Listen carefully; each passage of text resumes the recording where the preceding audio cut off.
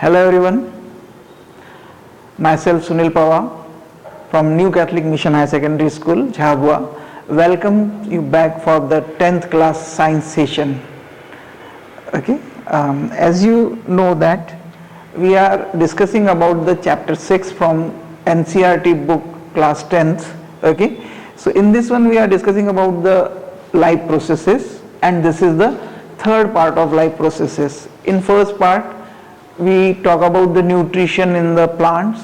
In the second part we talk about the nutrition in animals, and now here we are taking one of the most important life process, that is the respiration. Okay, so try to learn it properly. Respiration, you know that each and every organism need energy. Okay, and to produce this energy, this life process is very important. Respiration means to respire. First, we just try to conclude with the help of this slide. The process by which a living being utilizes the food to get energy is called respiration. Simply, the life process who is responsible to supply the energy by utilizing the food, that is called as respiration. It is an oxidation reaction in which carbohydrate is oxidized to produce energy. And how this, which part of the food is responsible for production of this energy? That is the carbohydrate. And which process is there? That is the oxidation. So the oxidation of the organic food matter is responsible to provide this energy. And the mitochondria is the site of respiration, and the energy release is stored in the form of ATP. Okay, so what is the cell organelle? Mitochondria. Clear? Which is also known as powerhouse of the cell. You already learned in 9th class. Okay, so in this mitochondria, the final energy is produced, and later on it is stored in the form of this ATP. Okay, what is ATP?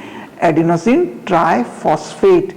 It is considered as the energy currency of the body. Whenever the organism needed the energy, this stored ATP turns into ADP. ATP to ADP. ADP means what? Adenosine diphosphate. Okay, and one phosphate bond will actually broken down, and this broken energy bond is responsible to produce the energy. Okay, ATP is stored in mitochondria and energy is released as per need. So whatever the amount of energy is needed, it is actually produces by the mitochondria, stored in the ATP, and whenever the body needed, this ATP turns into ADP, and this energy bond, by breaking this energy bond, the energy is released. That means this is the chemical energy which release out. Okay, moving forward, here see that in this one also energy is produced, and one more process, that is the combustion, or simply you call it the burning. Okay, so there is somewhat confusion between the combustion and respiration, because both are responsible to produce the energy. So here, with the help of these differences, we can make a proper difference between what is the difference between the respiration and what is the combustion. Again, I am calling this combustion as a burning.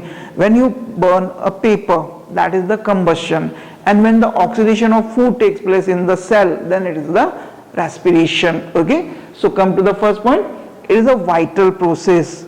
On the other hand, it is a physical process. Clear? Respiration can only perform in the living cell, in the living organism.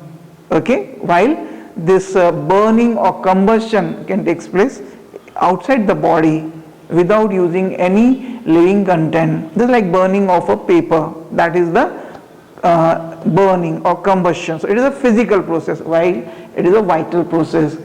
It is a cellular process and it is a non-cellular process, because this respiration takes place in the cell. That's why it is a cellular process, while there is no need of this cell. That's why it is a non-cellular process.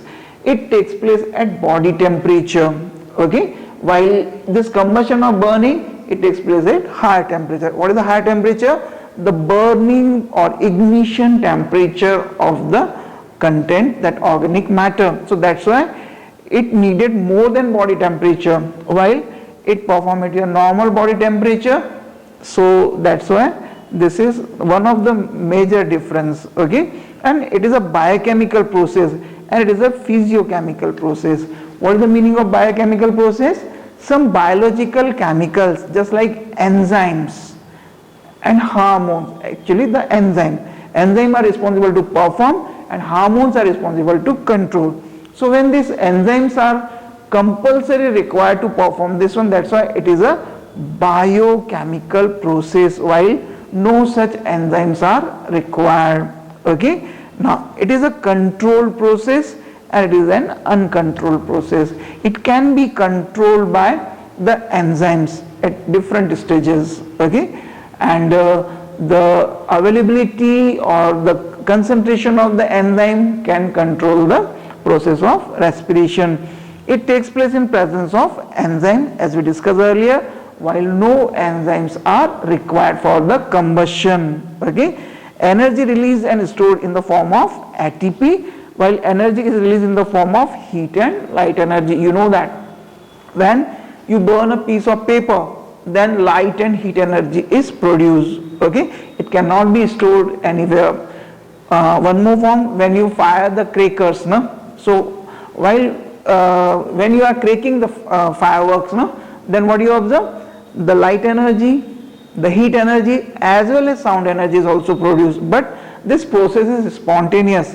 Immediately at a single stroke it will finish, while this one so many intermediate products will produce, okay, and then finally it will responsible to produce the energy. So remember, these are the basic difference between the respiration and combustion, or what we call that is the burning, okay. So remember this one, don't be confused. Now here, then in the next slide we are going to discuss the types of respiration. So basically on the availability or the presence or absence of the oxygen during the process of oxidation of food, we can basically categorize them into two types.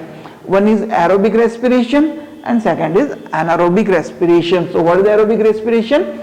Oxidation of food materials in the presence of oxygen is known as aerobic respiration, and the organism respire through this process are called aerobes, okay. So the two facts, the compulsion of the availability of the oxygen and those organisms who perform this one is called as aerobes, okay. And then in this process food materials are completely oxidized into carbon dioxide and water, and a higher amount of energy, that is nearly 686 kilocalorie, or if you count in ATP, then nearly 38 ATPs is produced, is releases, and simply we can define with the help of this chemical equation. Remember this equation. In this you can see that a single molecule of carbohydrate, that means glucose, is oxidized by 6 molecule of oxygen and finally converts into 6 molecule of carbon dioxide and 6 molecule of water, as well as energy is released out. We already learned this energy is stored in the form of ATP. If you count in the form of kilocalories, then it is 683, and if in the form of ATPs, then 38 ATPs are there, okay. So remember these few facts we will discuss in the next slide, that is the difference between the aerobic and anaerobic respiration, okay. As it is clear, anaerobic, an means absence, aerobes means air. So the respiration in which oxidation of food materials in the absence of oxygen is known as anaerobic respiration, and in this process food materials are incompletely oxidized into carbon dioxide and simple organic substances. It may be ethyl alcohol, or it may be lactic acid, it may be formic acid, okay, or and these organisms are called as anaerobe, okay. And here you can see that very less amount of energy, that is only 21 kilocalorie energy is produced and only 2 ATPs are stored there only. So here you can see with the help of this chemical equation this glucose molecule, in the absence, you cannot see this oxygen here, okay, this glucose molecule directly divides into this intermediate compound, okay. Here see that the complete combustion, here this intermediate substance ethyl alcohol is produced along with carbon dioxide and energy is released out. So remember, two type of respiration is there, one is aerobic respiration and second is anaerobic respiration, and this categorization is basically performed on the presence and absence of oxygen, okay. So here we are moving to differentiate the aerobic and anaerobic respiration, okay. So first of all, the first point is very clear, oxygen is utilized in this process while there is no oxygen is needed. So first difference is based on their term, aerobic and anaerobic, okay. Then second one, food materials are completely oxidized while here food materials are incompletely oxidized. In the previous equation you learned that in the aerobic respiration of glucose molecule is completely oxidized in the form of carbon dioxide and water, while in this one an intermediate substance or compound was formed, that is the ethyl alcohol. Now here the end products are carbon dioxide and water, while here end products are ethyl alcohol, carbon dioxide. Clear? Now here the higher amount of energy is released, that is nearly 686 kilocalorie, while here a very few amount of energy is released out, that is in the form of 21 kilocalorie only. Clear? Now, and these enzymes responsible for the process are found in mitochondria, but this process in cytoplasm and mitochondria, while the enzyme responsible for this process are found in the cytoplasm, and this process occurs in the cytoplasm only. That means, what is the site of occurrence? This anaerobic respiration takes place only in the cytoplasm, while this aerobic respiration takes place in the cytoplasm as well as mitochondria. So main process takes place here in the mitochondria. 38 ATP is produced, 2 ATP is produced, okay. So remember, this is the basic difference between the aerobic respiration and anaerobic respiration, okay. So now we are moving forward. One interesting fact, okay, sometimes you observe that when you are playing, okay, or suddenly you need to walk for a long distance, okay, which is not in your practice, okay, or if you run during your sports and this one thing days, so you find that you are having a pain in your leg. So pain in leg muscles while running. So what is the reason behind it? So with the help of these 3 points, we just try to learn about this interesting fact, okay, then you can recover this also, okay. So when someone runs too fast, he may experience throbbing pain in the leg muscles, and this happens because of anaerobic respiration taking place in the muscles. Clear? What amount of energy is produced actually during the normal oxidation? Because of this hard work, you needed more amount of energy.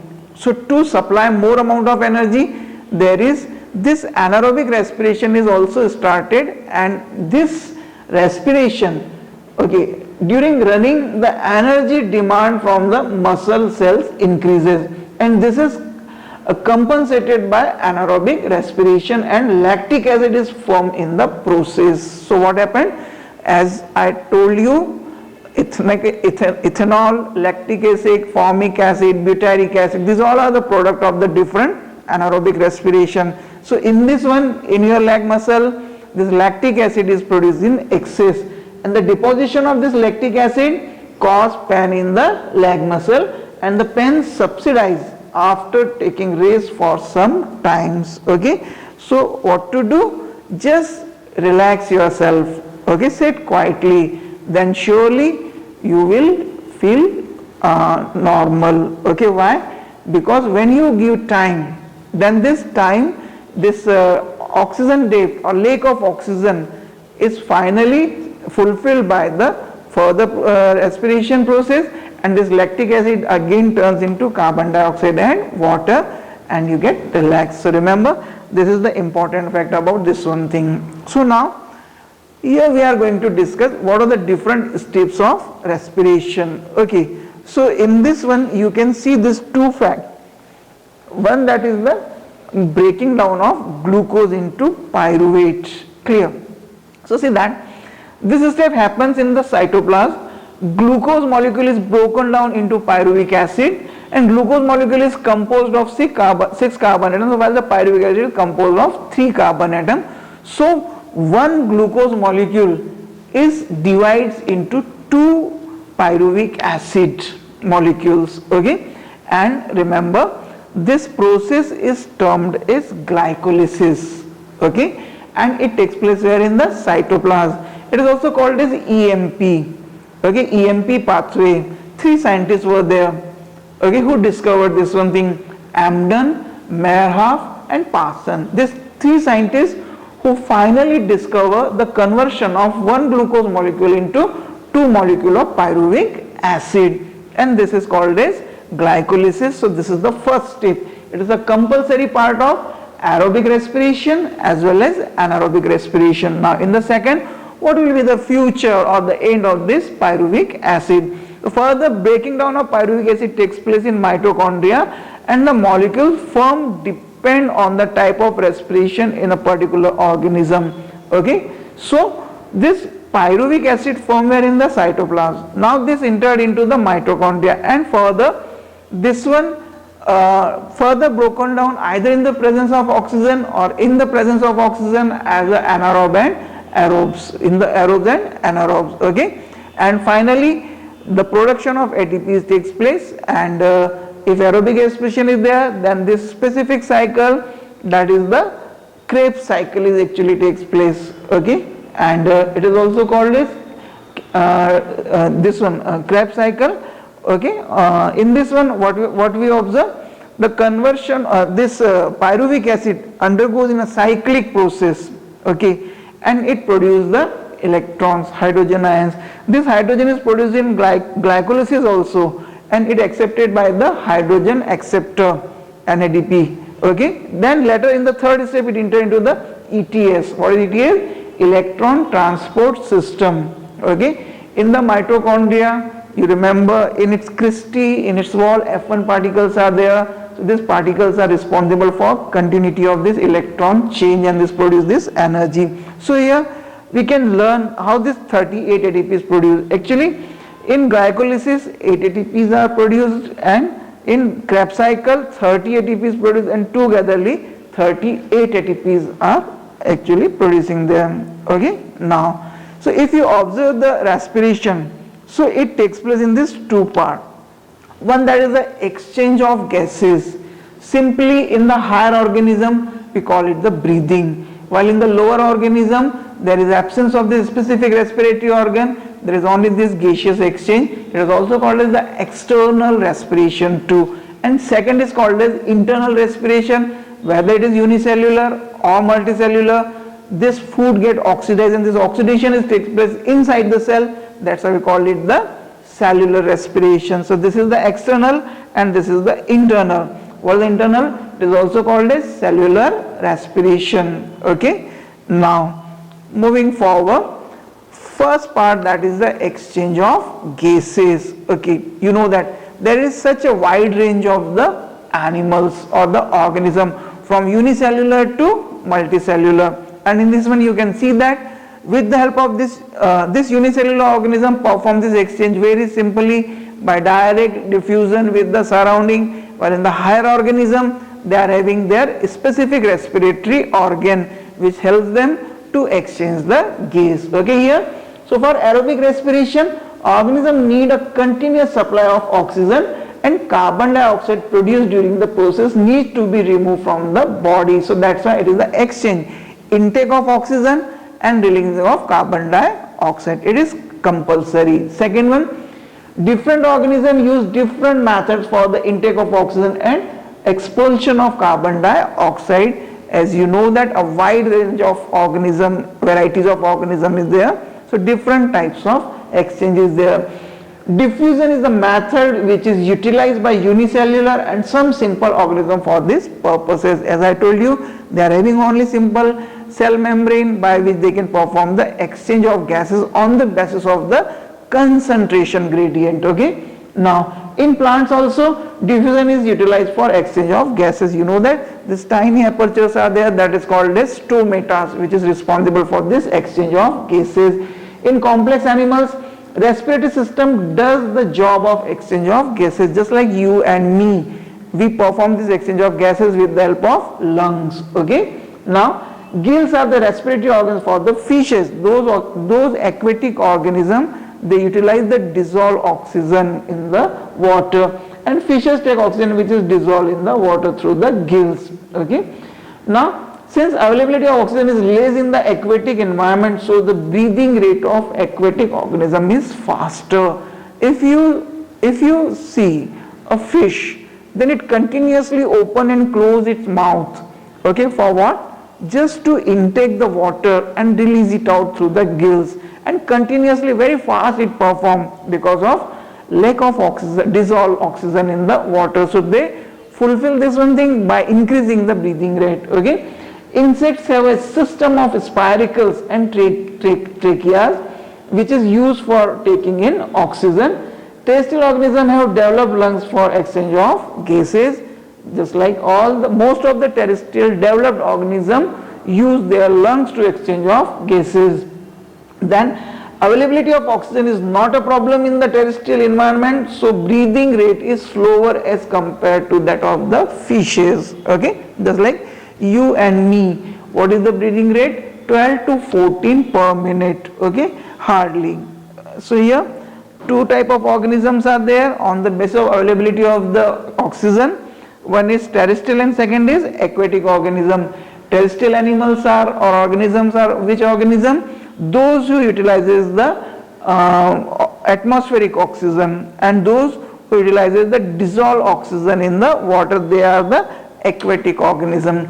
With the help of this table, we can consider the respiratory organ and the mode of respiration in these different groups of organism. Okay. So first of all, we have started with the unicellular bacteria and protista, that is the prokaryotic organism. Okay. So what is the respiratory organ? The diffusion through the plasma membrane. Directly with the help of the plasma membrane, as I told you, with the help of the concentration gradient, they make the exchange of gases. And what is the mode of respiration? Diffusion. Second, porifers and coelenterates. Okay, just like the hydra, sponges, and these are. Okay, again diffusion by the individual cell. Even they are multicellular, but because of their direct contact with the external environment, internally as well as externally, so they can perform this one by the diffusion. Okay. Then helminths and protozoans. Okay. The worms, generally body surface is there, and this, when the integument is participate in this one thing, that is called as cutaneous respiration. I think so. You know that this earthworm, leech, they used to keep themselves in the moist surrounding, just to keep their surface moist, and this moist surface is helpful for exchange of gases. Clear? Then the insects, all this mosquito, spider, and all this one thing, they are having trachea as their respiratory organ, and this respiration is called as tracheal mode of respiration. Then crustaceans. Okay. These also perform with the help of the gills, and it's called as the bronchial mode of respiration. Then we come to the molluscans, likewise this slugs, okay, the snails, and this one thing, gills and pulmonary sacs are there, which is responsible for this bronchial and pulmonary. When respiration takes place through the lungs, that is called as pulmonary respiration. The fishes, you know very well, gills, it is also called as the bronchial respiration. Okay, amphibians like frog and this one thing, they are having such a variety of exchange of gases, surfaces. Likewise skin, so integumentary or cutaneous, lungs, then pulmonary, lining of buccal cavity, inside their buccal cavity they are having the epithelial lining there, so it is called as the buccal respiration, or it is called as the buccopharyngeal respiration. Clear? Then reptiles and birds, they are also having lungs, and this one also called as the pulmonary respiration. While the mammals, we all are there, they are also respire through the lungs, and this is called as the pulmonary respiration. So you can see that such a great variety of the respiratory organ, and the mode of respiration is there for the exchange of gases. Okay. Now here in this human, we are going to learn and explain the human respiratory system here, especially in this chapter. Okay. So here we are one of the most complicated animals in the nature. So that's why this respiratory system is also very complicated. Clear? Here no direct exchange can be takes place because your respiratory organs are not directly exposed with the surrounding. Okay. So we can categorize this all respiratory organ because here is a respiratory system. Different organs togetherly work to perform a single function. That's why we call it the respiratory organ, respiratory system, which is made up of different units. Okay. So here we can categorize them into two categories. Okay. One is accessory respiratory organ and second is the respiratory organ. Clear? So in this respiratory organs, you observe that what is the accessory respiratory organ? Who assist, who is not directly responsible for exchange of gases, but they are responsible to carry the gases from external surrounding to the respiratory organ. Okay. So you can see that nostrils and nasal passage. This is the nostril, this is the nasal passage. It is followed by this throat or larynx and pharynx. Clear? Throat and pharynx. It is followed by the larynx. This larynx followed by this trachea. This trachea is divided into bronchi and this bronchi divided into bronchioles. These all are accessory respiratory organ. While then we come to the finally, then it is the main respiratory organ, that is the lungs. This lungs is the main respiratory organ. So here one by one we are discussing in brief. Okay. So first we are going to discuss the accessory respiratory organ. This is nostril and the nasal passage. You can see that this is the two opening is there. This is the nostril. It is also called as the external nares. Okay. So this external nares is actually an opening or aperture for inserting this one thing. It is followed by the chamber-like structure. Inside a cartilageous separation is there, which later followed by the bones. So this is the nasal cavity, or it is called as the nasal chamber. Then this nasal chamber or nasal cavity is finally open into your buccal cavity. This cavity, pharynx there actually, with the help of the two aperture, that is called as the nasopharynx. Clear? And this nasal passage is having two special function. They contain ethmoturbinal bones. Okay. So these ethmoturbinal bones is responsible to facilitate the filtration of the air, as well as it is responsible for regulating the temperature of the air. So the last part of this one thing is lined by the epithelium, and this epithelium is responsible for sense of smell. So that's why this is the olfactory part of this nasal cavity. This membrane is called as the Schneiderian membrane. In this membrane, these sensory nerves are there, which is responsible for the sense of smell. After this first passage, that is the this one thing. So what happened with this one? The filtration of air is there. No solid particle can enter through this one. No bacteria and viruses can enter to this one thing, because it also contains this squamous epithelium is there, which secrete the mucus, which is responsible to stick this very fine particles to this one thing. So that's why it is always advised to breathe through the nose, not through the mouth. Okay. Now next one thing, throat and pharynx. Here you can see that this one is open into the pharynx. Okay. And here in this pharynx you can see that this oral aperture is also opening in the form of this oropharynx, and this is the nasopharynx. Clear? So here you can see that this buccal cavity opens into the this oropharynx. Okay. So this this, the digestive tract is also there and the respiratory tract is also there. Okay, so but what you observe here in the front, you can see the trachea, and the back side, that is, so there is a crossing of this trachea and esophagus, digestive tract. Clear? So here, with the help of this glottis and epiglottis, it is responsible for the particular direction of food and air. This epiglottis, when you inhale the food, that is responsible to cover the trachea, and when you inhale the gas, when you swallow in the food, then it close the esophagus, and when you inhale the gas, then this epiglottis is responsible to close the esophagus and direct it to the trachea. Okay, so this is the function of pharynx that is the glottis and epiglottis. Then we come to the next one thing, that is the larynx. So this larynx is also called as the voice box. Okay, it is a purely cartilaginous figure which is made up of 5 cartilage. Okay, you can see that with the some embossed structure, especially you can see in the male.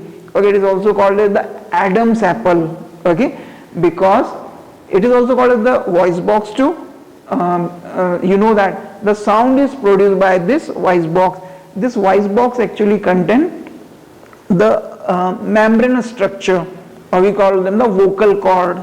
Okay, this membranes, when the air is passes through this one thing, then they start vibrating, and any vibrating object produces the sound. So a plain sound is produced by this larynx. Then later on, through this buccal cavity, tongue, teeth and lips, you can give shape to this voice, and it turns into the particular shape of the words. Okay, so this is the larynx. Then here the trachea. This is the duct like structure which is nearly 12 centimeter in length and is nearly 2.5 centimeter in diameter. It is a soft duct like structure.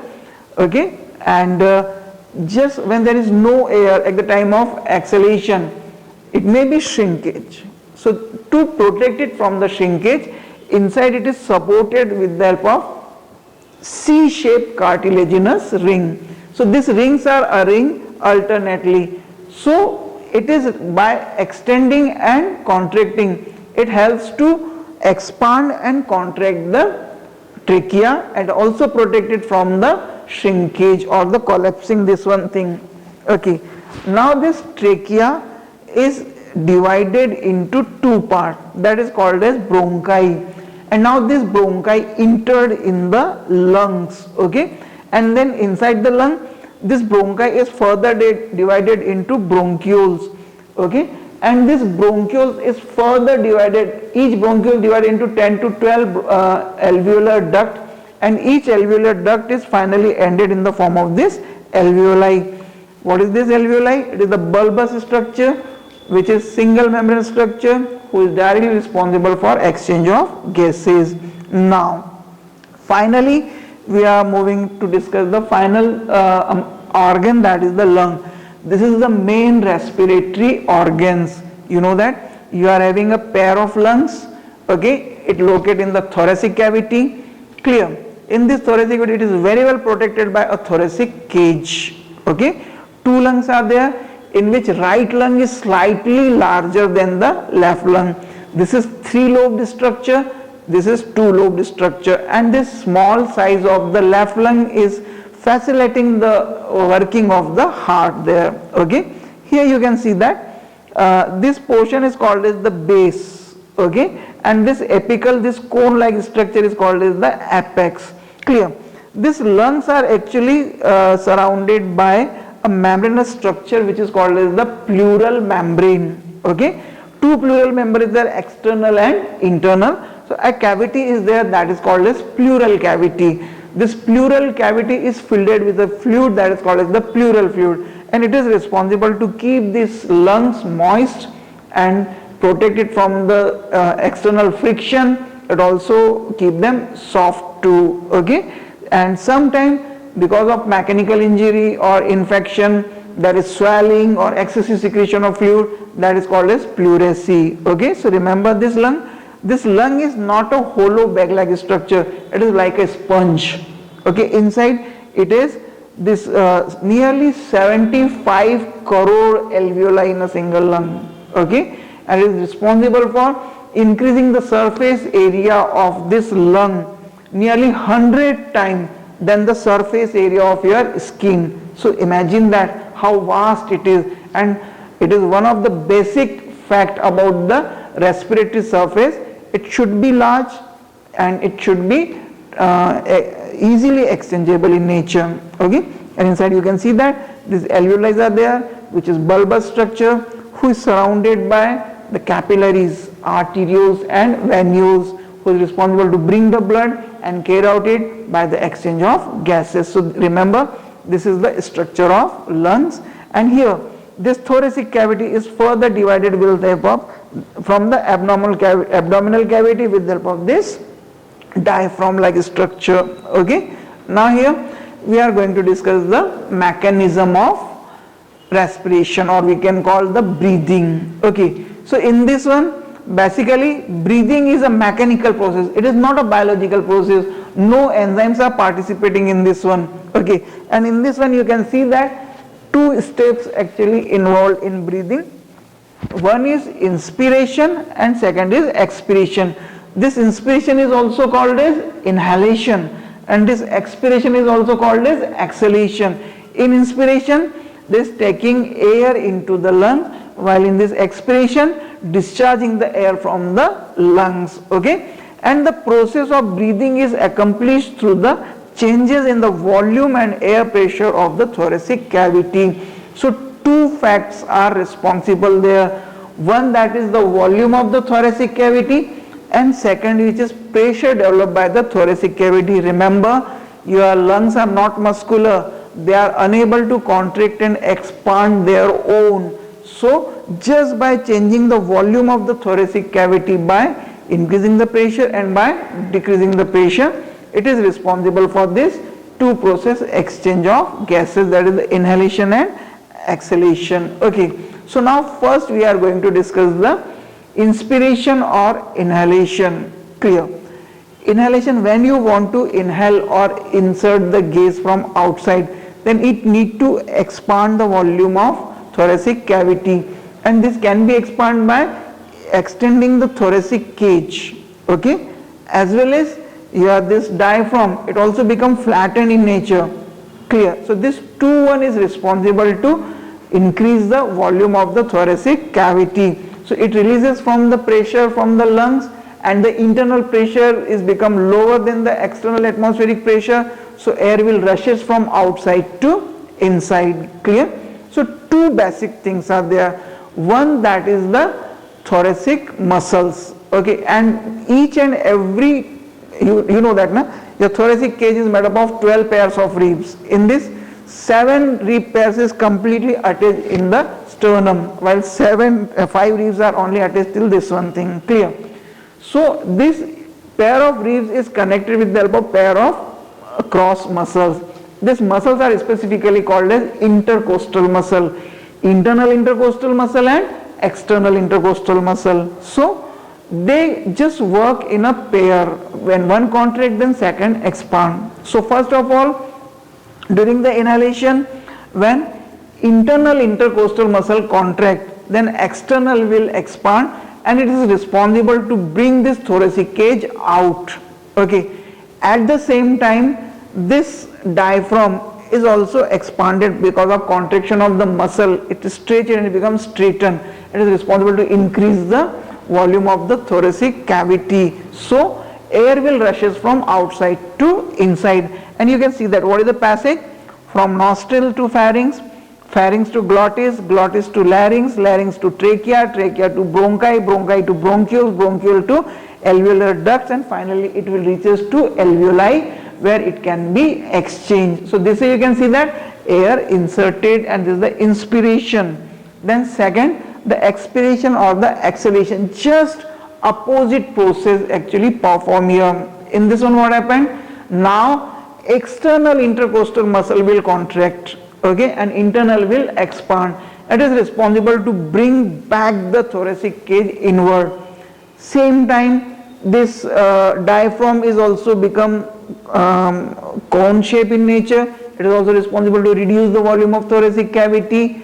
These two are responsible to increase the pressure inside it. So this increased pressure is responsible to squeezes the lungs and the air through this passage goes out. So you can see that just opposite reverse process from alveoli to alveolar duct to bronchioles, bronchioles to bronchi, bronchi to trachea, trachea to larynx, larynx to glottis, glottis to pharynx, pharynx to nasal chamber, to nostril, and through the atmosphere it just release out. So this is the opposite process of inhalation. Okay, now with the help of this diagrammatic process you can see that this is the thoracic cavity, this is the diaphragm, okay, this is the inhalation, this is the exhalation. You can see that what happened, internal intercostal muscle relax, external intercostal muscle contracts, and the rib cage move upward, that means outside. This diaphragm contracts and become inflated, okay, and volume of thoracic cavity increases and the pressure in alveoli decreases and the air moves in from outside to inside as we discussed. Nostril, nasal passage, okay, then here this is the pharynx, then larynx, then trachea, then bronchi, then bronchiole, and in the lungs this alveoli is there.